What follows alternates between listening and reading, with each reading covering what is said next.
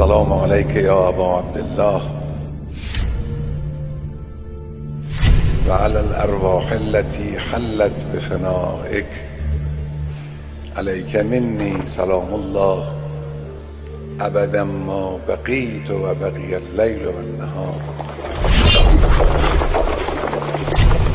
ولا جعله الله آخر العهد من زيارتك.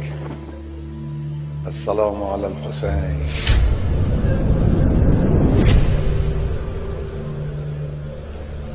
وعلى علي بن الحسين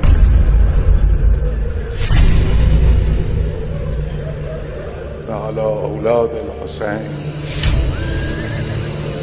وعلى أصحاب الحسين الذين بذلوا مهجهم دون الحسين عليه السلام.